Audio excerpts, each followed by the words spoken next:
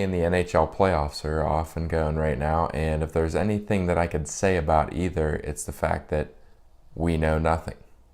First, before we dive into any of that, I would like to give a quick shout out to the Erie Otters. They made the OHL Conference Finals. They won in Game 7 last night, so congratulations to them, and I hope they continue to advance going forward. Now let's talk some NBA playoffs. I would say the most surprising series so far has been Chicago and Boston. A lot of people talked about Boston being the biggest threat to Cleveland out of the East this year. I personally thought it was the Wizards, and I still think it is going forward. And man, but I did not see this coming. Boston is now down 2-0 against the 8th-seeded Chicago Bulls. This is just honestly surprising. It'll be interesting to see if Chicago can keep this going and advance to the next round, because that would really make things interesting in the Eastern Conference, because Boston is, a team that people maybe picked to go to the NBA Finals, and now they may not even make it out of the first round against the 8th-seeded Bulls. The NHL playoffs have been just as unpredictable so far. Chicago and Minnesota are two teams that a lot of people picked to go far, make it to the Stanley Cup Finals, and maybe even win the Stanley Cup this year. Minnesota, they're down 3-0 in their series. I think they'll get eliminated tonight. Chicago, another team down 3-0. It took them until Game 3 to even get their first goal in this series. So I said last week that it could be the winner between Chicago and Nashville that makes it to the Stanley Cup Finals, but it's looking like it might be just Nashville. Possibly the best series that I've watched so far has been Toronto and Washington. Washington is just such an unpredictable team in the Stanley Cup playoffs. They win the President's Trophy, and then here you have the Toronto Maple Leafs. But honestly, I like the play that I've seen from the Maple Leafs so far in the series. They're getting great goalie play.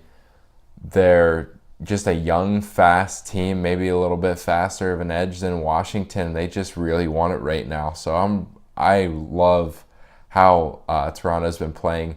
And even if Washington comes back in this series, at least Toronto's really wearing them down right now. They had to play in overtime in the first game. They had to play a double overtime in the second game. So of course they're about to play their fourth game of the series, but they've played enough time to amount for 5 games. I'll give my prediction as to who I think will win that series coming up. Well, the Penguins did not complete the sweep against the Columbus Blue Jackets. I really didn't think they would.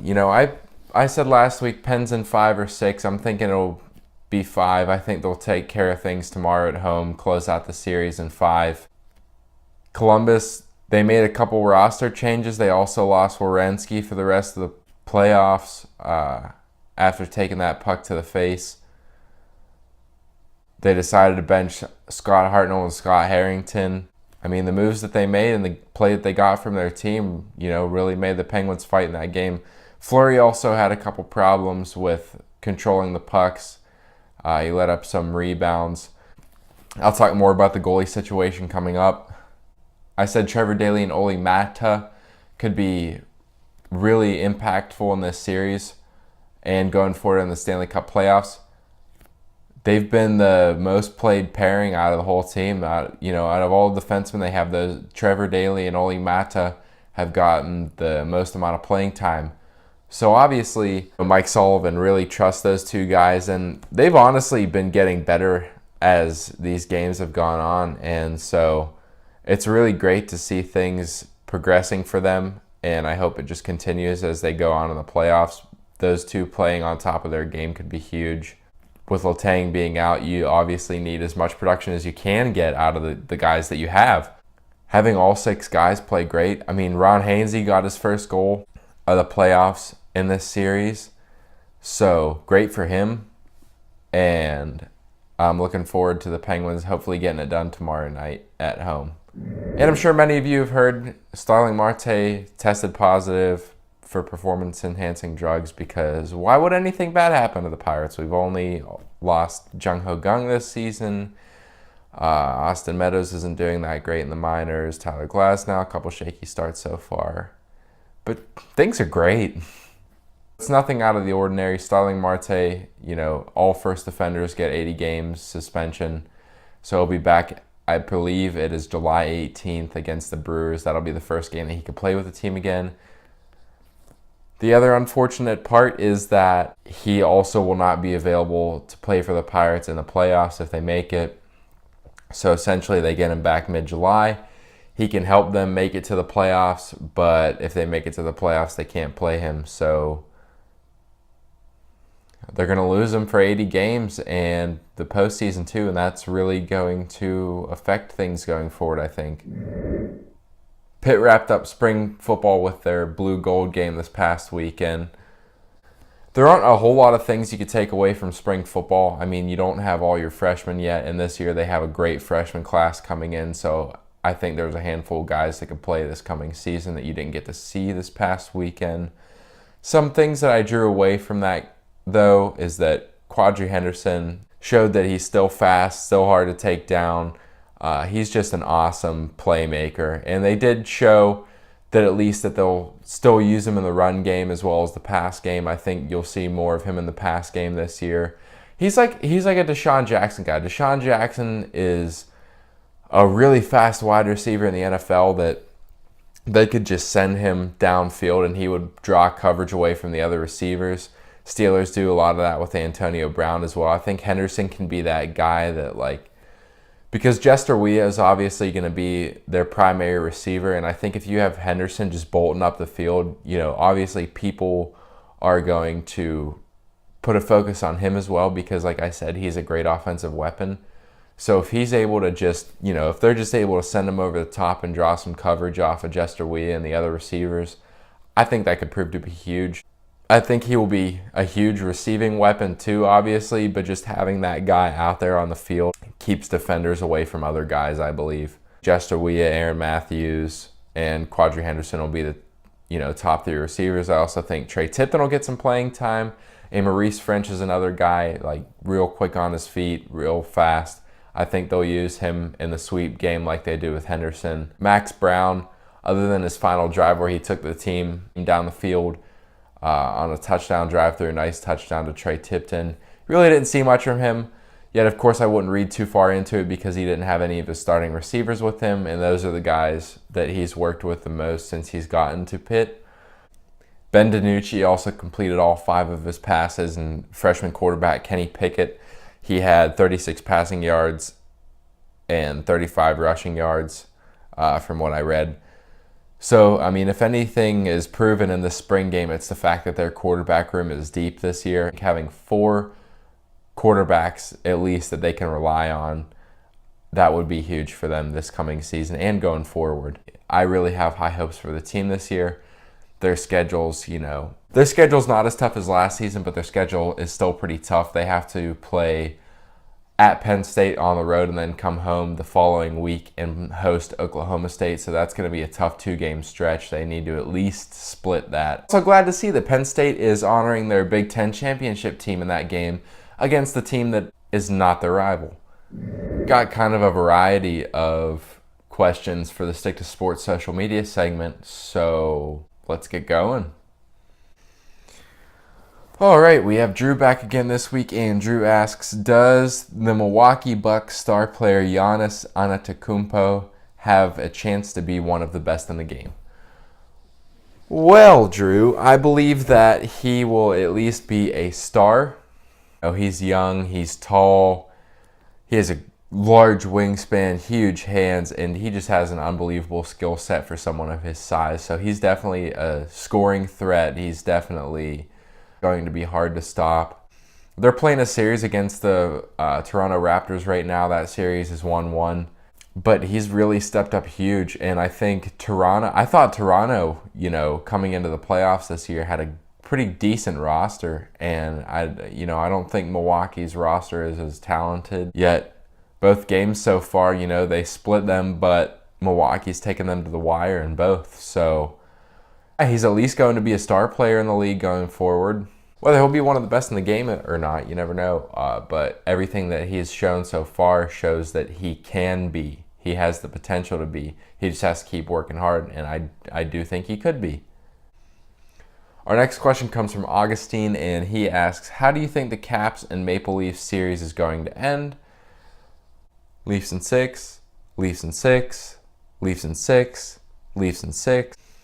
I think they'll win tonight's game at home, go back to Washington. I think Washington will probably respond.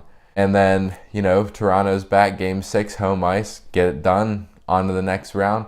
Plus, how great would it be to see Phil Kessel go against the team that did not want him there and eliminate them from the playoffs? Go Phil. Our next question comes from JY. JY asks, what's a bigger surprise, the Maple Leafs Capitals series or the Blackhawks and Predators series? I would like to say Leafs and Capitals. It's a more exciting series to watch, and I really did not expect that out of Toronto so far in this series. But it is Washington in the playoffs, and that's the one thing that you can't forget. They're about as unpredictable as can be in the playoffs. Chicago was a team that a lot of people picked to go to the Stanley Cup Finals. And, I had high hopes for them. Like I said last week, it could either be Chicago or Nashville out of the West in the Stanley Cup Finals. And Chicago just has not shown up in this series. It's been all Nashville. So, yeah, Nashville-Chicago, definitely the more surprising series. But Leafs Capitals, if you haven't watched that series yet, you're missing out on some great hockey. It's really been a tremendous, remarkable series. Our next question comes from two different people. Two different people have the same question, so I kind of tied them both into this answer like I did last week. David asks, when Murray comes back, I think they should keep playing Fleury till he messes up. What do you think and why? Jared asked, if Murray is healthy, do you start him or Fleury going forward? Well, my theory on that is you have to stick with the hot goalie. And, Fleury's doing pretty well. There aren't a whole lot of goals that I looked and I would say, Murray would have been able to stop that. It's just Penguins aren't blocking as many shots as they did in the playoffs last year. Something that I, pointed out last week was that Matt Murray, he's still a little bit weak on his glove side, and they're going to need to defend that side more and block more shots. I'm not saying Murray's a bad goalie. Like I said, though, he just still struggles on his glove hand side. And Fleury's made some remarkable saves in this series. So, you got to keep riding Flower while he's hot. David also asked another question. He asked, if Hagelin and Kunitz come back soon, who do you think they should sit with the team playing as well as they are at this time? I think all the players on the first two lines are safe. Gensel, Crosby, and Sherry. Not only do I think those guys are safe, I think that line's safe. I don't think that line's going to be messed with. Then you have Rust, Malkin, and Kessel. Don't think any of the guys on that line are going to sit. Kuhn, Hackl, and Rust are both right wingers that are playing left wing right now. Here are the line combinations that I would do going forward if and when Hagelin and Kunitz both come back. So you leave your first line as is with Gensel, Crosby, and Sherry. Then you drop Hagelin on the left wing on Malkin's line. So you got Hagelin, Malkin, and Kessel. Kunitz down on the third line with Bonino and Hornquist still on that line. So Kunitz, Bonino, Hornquist for your third line. And then your fourth, play Kuhn, Hackl at the left, Colin as your center, Rust on the right wing for that line. Yeah, your two out in that situation would be Carter Rowney and Scott Wilson. They like Rowney, but I just think, Kunitz and Hagelin are just two guys that you have to have in there. Kuhn, Hackl, and Rust have been both playing great. So yeah, those are the lines I would go with going forward. This is another question that two people asked the same question, so I'm going to answer for both of them. Rudy and Jared both asked, what kind of effect do you think the Marte suspension will have on the Pirates season? Well, like I said, you only have him from July 18th till the end of the regular season. If they make the postseason, he can't play in the postseason, so you really only have him to help you get to the playoffs. If they can't get a guy to help with the production in the outfield. They have Ozuna coming up to play in the outfield. My guess is Adam Frazier will also get some playing time in the outfield. They have some guys that could play in the outfield, but it's Starling Marte is just a hard bat to replace, especially, if he was really getting his game going. I really liked how McCutchen was playing in right field in this situation, at least for right now, forces him to play center. This affects the position of the outfielders. This also, like I said, takes a bat out of the lineup, so this is crucial, especially the fact that you can't have him for the playoffs. So Yeah, this is big. I think it'll definitely affect the team more so than the Jung Ho Gung situation did, because with Gung, you still have David Freese here, and he's been playing tremendous, just great baseball. With the Marte situation, it's a little bit different, especially the fact that Austin Meadows is not playing great in AAA so far. So that really affects the team. You know, he's not someone that you could just say, oh, you could bring him up right now and he's going to make a huge difference. You really don't know. So yeah, Marte is definitely going to have a huge impact on this team with him not being able to play for the next 80 games and or the postseason. Our next question comes from Mark, and Mark asks, what are some of the reasons to doubt Kevin Stallings this year? Surprise, surprise, a question from Mark about Kevin Stallings. So Mark, I will tell you the things that he will at least be judged upon the most going forward. He has an assistant coaching position that's vacant right now, so he will be judged upon the assistant coach that he brings in to replace that position. He also will be judged on the quality of transfers he brings in. You know, he lost all those seniors, had a couple more players transfer out of the program. So essentially, you know, he has a lot of spots to fill between freshmen and transfers. But you don't want to have too many freshmen, because then you're running into a situation down the road like they did this past season where they're losing a handful of seniors and they need to replace them with a handful of players. So you don't want to have too many freshmen. You need to bring in some quality transfers. And obviously the other thing that ties into that will be the freshman class that he can bring in after this coming season, which I think he'll do all right with that as well. So Mark, as long as he brings in the right transfers, as long as he's able to build a solid freshman class for next year, and as long as he hires the right assistant coach to help out with the team, there aren't that many reasons to doubt Kevin Stallings. Thank you. Our next question comes from Pat. Pat asks, how do you feel about Charles Barkley's comments feeling uncomfortable about Isaiah Thomas crying before the Celtics game? Well, for those of you who aren't familiar with the situation, Celtics played their first playoff game the day after Isaiah Thomas's sister died in a car accident. It was uncertain whether he was going to play. He said he wants to play, but he was still an emotional wreck. At least before the game, he was crying on the bench. And Charles Barkley did clear it up. He didn't mean that seeing him crying on the bench there made it uncomfortable. It was just like the fact that his sister's death is still hitting him hard, and he's about to go out there and play a basketball game, and they're also sitting there talking about the fact that his sister just died and now they have to plan a funeral and everything. Oh, but hey, there's a basketball game that's about to be on TV in a few minutes. He said that was the only thing that made him uncomfortable, was the fact that, those things had to go hand in hand in that time and place. Not the fact that he was uncomfortable with Isaiah Thomas. It was just an uncomfortable situation, but they were in full support of him. They were in full support of his decision, and they felt really bad about the situation with his sister. He could have phrased it a little bit better to start with, but I understand what he meant whenever he said that. So I don't have too big of a problem with it. Our next question comes from Ryan. Ryan asks, which non-baseball playing Pittsburgh athlete would you call up to replace Starling Marte? Well, obviously the first choice would be Sidney Crosby, because he's shown via video that he can hit dingers at PNC Park. But the Penguins are in the playoffs right now, so obviously his availability is limited. So you go with the next obvious answer, and that is Tyler Palko. My reasoning? Anyone who could throw 5 touchdowns at Notre Dame can do just about anything, so Tyler Palko.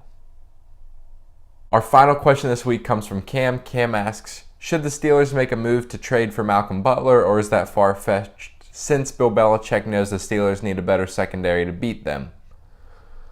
Well, I would say the fact that the Steelers are probably the Patriots' biggest threat in the AFC, the competition between them, and the fact that the Steelers are a couple pieces away from being a Super Bowl team, would probably make the Patriots ask more in return for Malcolm Butler if they were to make that trade with the Steelers. I think the Steelers need to look, if there's a trade that they are going to look at for a secondary player, I think the one that they need to pursue is the Seattle Seahawks, Richard Sherman. All indications have shown that they keep taking the asking price down for him. So my guess is the Steelers would actually give up less to get Richard Sherman than they would to get Malcolm Butler. Obviously, they need to look into what it would take to bring Malcolm Butler to Pittsburgh.